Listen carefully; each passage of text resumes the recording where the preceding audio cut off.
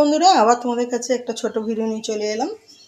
তো চলো, এই দেখো প্রথমেই তোমাদের দেখাই আজকে সোয়াবিন রান্না হবে। এই সোয়াবিনটা সেদ্ধ বসিয়েছি।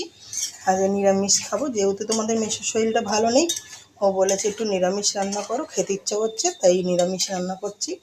এই সোয়াবিন রান্না করবো। তো সোয়াবিনটা কী দিয়ে রান্না করবো সেটাও তোমাদেরকে দেখাই।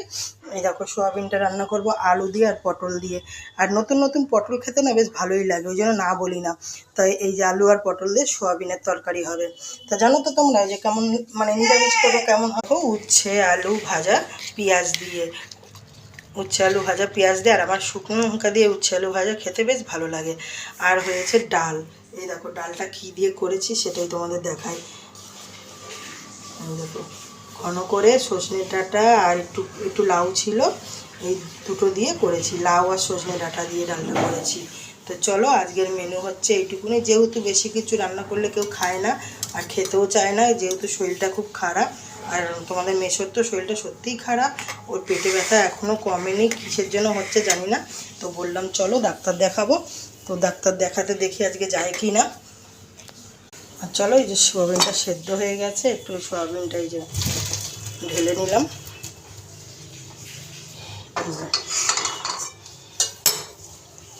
আর বোনের আজকে পরীক্ষা, বোনও বেরিয়ে যাবে স্কুলে, ভাইও নেই। আবার একা একা থাকবো, এখন একা একা কাজ করব। আর ইচ্ছা আছে আজকে একটু মধ্যমগ্রাম যাবো কিছু কেনাকাটি করতে, কেন বিয়েবাড়ি এসেছে, বিয়েবাড়িতে যাবো। তো তাই জন্য বিকালবেলায় মধ্যমগ্রাম যাবো, তোমাদেরকে দেখাবো কোথায় যাচ্ছি, কি কিনছি, কি করছি, সবটাই তোমাদেরকে দেখাবো। তো চলো বন্ধুরা, এই অবধি আজকের আমার রান্নার মেনু। আবার তোমাদেরকে পরে নেক্সট ভিডিও আনছি। টাটা।